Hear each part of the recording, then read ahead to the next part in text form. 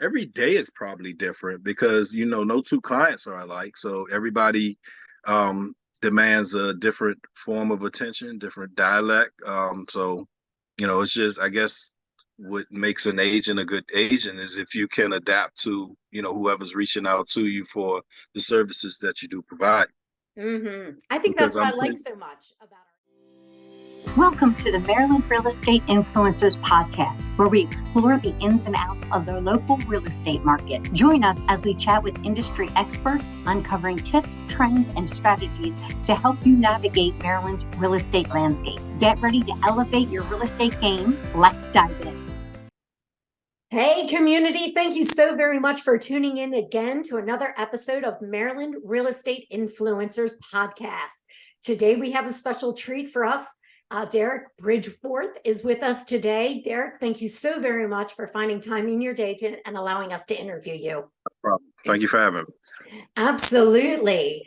So before we get into it, we want to let you guys know you are in the right place. If you want to hear how an agent in the midst of when Maryland is in a bit of I don't like to say the word crisis, but having 22% year over year decline, and still in that decline, Derrick is able to do 16 transactions worth over $4.5 million in production in the last 12 months.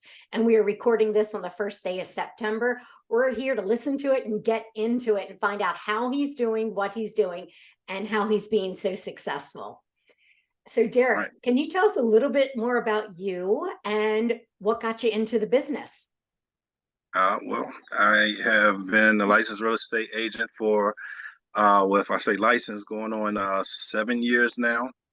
And I did get into the business. I was probably at the fork in the road part of my younger adult years on which direction to go in a career path, and I chose real estate. A close friend of mine was actually in real estate, and she highly influenced me. She was a very successful agent herself, so that led me down the path to say, I think I may be interested in traveling that route, which I did, and here I am now.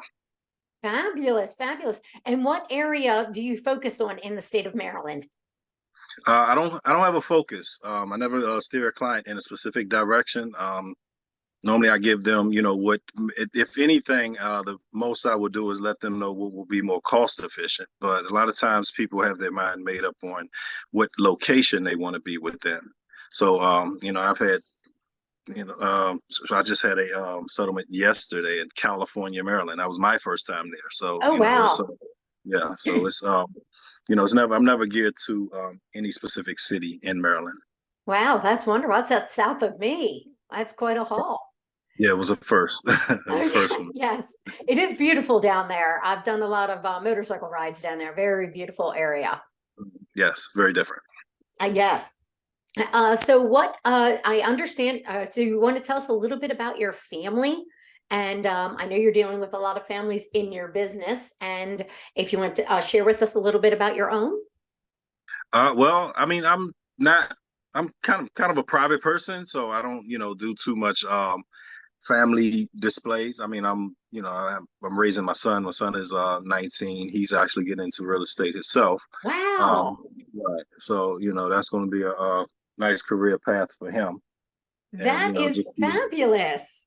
all right, just been a hands-on father for some time now, well, since his birth. So, that's about the bulk I have of family. And yeah, Now, it's what making me a proud father at the moment. I bet. What is it about your business that actually excited your son to be interested in it? Uh, well, probably the money. Love Yeah, this. right. He that's all he sees at the moment. He doesn't see the ins and outs. I mean, he probably hears me, talking all the time, but outside of that, I mean, he probably is not going to know the ins and outs until he actually puts a toe in the water to get a taste of it on his own. So I get that. I get that. And the only reason I specifically ask that is my kids are 22 and 24 and would never mhm. enter this business at all because they watched me work nights and weekends and be on the Oh, phone all okay. the So time. you And they're running on the opposite side. My kids wanted such 9 to 5 jobs both of them for that reason. So that's why I'm like intrigued that your son heard you on the phone. And it's a positive thing where my kids were like, she's always on the phone. And it was so different for them. So I'm really intrigued. Very good for you. Well, yeah, that's probably bulk of what it is. It's probably the exact opposite. I mean, it sounds like you wear yours on your sleeve so they run away from it. I think mine's is that's all he knows because his mother is a realtor as well. So Oh, okay. Gotcha. he's probably never seen us do the 9 to 5 schedule. So it's probably just instilled in him to be, entrepreneur and work for himself. Oh, gotcha. I love that. Yeah, my kids, they saw me working so many different crazy hours, nights, weekends, teaching the classes as well. And they were just like, they couldn't wait. And I've tried to, expand the idea. I had my son flipping cars at one time, and he's just like, I really like to clock in and clock out and be done with this. And my daughter's the same way. And everybody has their own journey. So, I Yeah, mean, it works for them. for each his own. For each his own. And Yes. as I tell him, he wants advice on, how it is once he passes tests and gets involved. And, but I mean, for everybody's different. Yes. I've had hundreds, if not thousands of transactions, and no two have been alike. So it's hard to say, what it's going to be. Very true. Very Once you do get true. involved. I love Yeah. that. Now, when you have downtime, I know sometimes those of us in the industry don't have a lot of it. What do you like to do Mhm. for fun? Well, being as though I'm probably on call 7 days a week, all hours of the day and night. I try to squeeze in whatever I can do for, peace of mind in between those times. I don't have a tradition to where I'm like in a bowling league or anything of that nature. But, just Okay. if anything, relax and unwind from, the stress and headaches of, being a realtor and everything that comes from it. Yes, I So get that yeah, completely. I don't have a run to. I don't have a go-to hobby, if that's Oh, a okay. safer. So you don't like play basketball just to expel the energy and run a little bit and No, I don't. just get something off your mind? Well, unfortunately, no, I don't play basketball any longer. I used to, Ah, probably half a lifetime ago, yes, but okay. I not at the only said moment. that only because I was in a conversation with my uncle not too long ago, and he was telling me about his pickup basketball game, and he was cracking me up. He's like, Jen, I'm old now. Now I got to pick up the basketball game for people over 60. And I was just laughing at him, but he loves to get out there and do it. And he's like, I don't move like I Did used you to. say over 60? Yes, he is. Okay, I feel real lazy now. Okay, all right. Okay, that's impressive. That's very impressive. Hey, I haven't seen him. I don't know how good he is, but he says No, he likes to it doesn't try. matter. Yeah, it doesn't matter. Like, how good is anybody out there at 60? I mean, they should all be equal. Oh, I just listened to a fabulous podcast the other day about this woman I think she said it was 86, 87. She has six-pack abs and has this rocking body at 87. And it was so motivational to listen to a woman where most of us would think that we're at the end of our lives at 87, and she is nowhere near. And her mindset was so intact. And I was in awe listening to the podcast. She's just badass. She's phenomenal. Uh, Wow, yeah, that's impressive. That's a yeah, blessing. yes, it is. Yes, it Yes. is. It is. So I wanted to talk a little bit about your daily success plan. So, what does a day in the life of Derrick the Realtor look like for you when you first get your alarm goes off or your feet hit the ground in the morning to the time you stop answering calls and or emails? What does a typical day look like? Well, wow, that's a great question. Um, I guess it would depend on where I'm at in the whole the transition of whatever I have on the books. It could be waking up, scheduling appointments to show homes to potential buyers. Um, it could be just following up with everything that goes into a transaction. So sometimes it doesn't, my feet don't have to hit the ground, but certain things still have to be done in the early hours, sometimes in the wee hours of the night. Mm, So it's no like pretty much every day is probably different because no two clients are alike. So everybody demands a different form of attention, different dialect. So it's just I guess what makes an agent a good agent is if you can adapt to, whoever's reaching out to you for the services that you do provide. I think Because that's what I'm I like pretty, so much about our industry is yes, it's so definitely. different every day. It's not the same mundane thing. It's always changing. It's so dynamic. Yeah, every single day. It is. Every single day, right? And then even with the leads or the cold calls or anything that comes in, I mean, I have to go through so many of those to find one positive person or someone that does qualify with moving forward. But you can't just bury anybody that's not qualified, so they have to kind of be, in a sense, quote unquote, put in the oven to where Mm. they are ready to come out and be the buy the dream home or provide for a house for their family and avoid renting and things of that nature. Oh, So sure. yes, Now, yes, tons of duties and responsibilities. So oh yeah. So is prospecting something that you do every day or every week or every month? How often do you prospect? every single day. Every day. Yeah, Love that. yeah, every day. Now, do you have specific types of prospecting that you do each day? Um, no, because Okay. a lot of times, to be honest, a lot of times when probably 90, if I was to go on a limb, I would probably say 95%, whatever the numbers were you just quoted from this year, probably 95% of those individuals or families had no idea they even qualified to purchase a home. Wow. So, it starts with the initial knowledge and letting them know the ins and outs of what it takes for um, to go through the approval process, be established with a pre-approval amount, and then move forward with viewing. So it's so many stages that a lot of people go through to where they even realize it's about to happen. So Hmm. that's when a lot of sticker shock comes in. You know, it's it's a lot that goes into it. So it's not one, I don't just have one dart that I throw against the dartboard and say, okay, this is what it's going to be. These are the people I'm looking for today. So I just cast a wide net over, all options of, services I could provide. Gotcha. I understand that.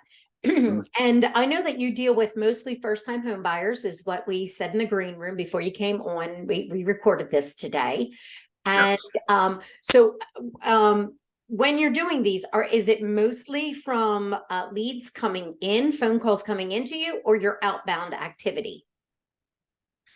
Well, I can get a lot of response. Well, I guess it all will be incoming. It will come in because I will get response to whatever I may be advertising. And I mean, and a lot of times I try to advertise and I try to keep it vague so you do call, opposed to a lot of literature to where after you read it, you think you heard it all and you know everything that I'm going to say when you do call me, because that's not it. I mean, it's hard to sum it up in a paragraph, because if it was in writing and 100 people read it, all 100 of those people are different. So True. I'm gonna have to move the sentences around some to make sure that everybody understands like what it is or what goes into whatever results they want from their agent. Hmm. So yeah, so the short answer to it is yes, it's definitely the calls come to me, because I wouldn't know who to call. I don't just dial out or do the yeah, I don't just dial out or make cold calls. Okay. Gotcha. I'm changing my notes. Okay, got it there. Uh, the question also is, over the last 12 months, and you've done this over $4.5 million in production, these 16 transactions that have come in. Where did that business come from? Are they coming from past clients and referrals? Are they coming from other lead sources? Where is that business coming from? Um, it's probably